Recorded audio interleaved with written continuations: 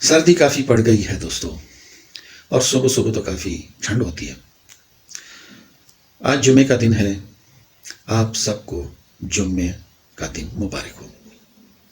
حدیث میں آتا ہے کہ ہفتے کے سارے دنوں میں جمعے کا دن جو ہے یہ ان دنوں کا سردار ہے۔ اور ایک اور حدیث میں یہ بھی آتا ہے کہ سب سے بہترین دن کہ جس پر سورج طلوع ہوتا ہے وہ جمعے کا دن ہے۔ اس دن حضرت آدم علیہ السلام کی تخلیق ہوئی، اسی دن ان کو جنت میں داخل کیا گیا، اسی دن ان کو جنت سے نکال کر دنیا یعنی اس کرہ ارض پر بھیجا گیا۔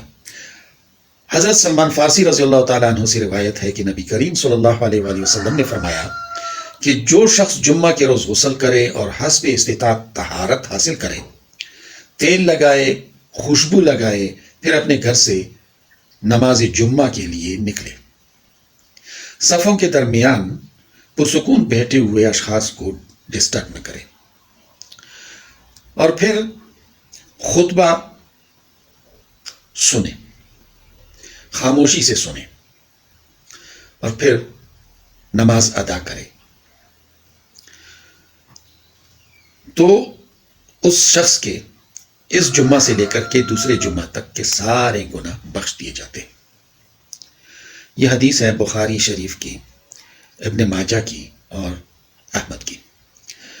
دوسری حدیث ہے کہ حضرت ابو ہریرہ رضی اللہ تعالیٰ عنہ سے روایت ہے کہ رسول اللہ صلی اللہ علیہ وآلہ وسلم نے جمعے کے دن کا ذکر کرتے ہوئے فرمایا کہ اس میں ایک گھڑی ہے، جو بندہ مسلمان اسے پائے اور وہ کھڑا ہو کر نماز پڑھے، یعنی نماز پڑھ رہا ہو، تو اللہ تعالیٰ سے جو بھی چیز مانگے وہی عطا فرما دی جاتی ہے۔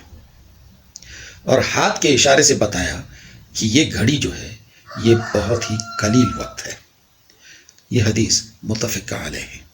دوستو، آپ سب کو جمعے کا دن مبارک ہو۔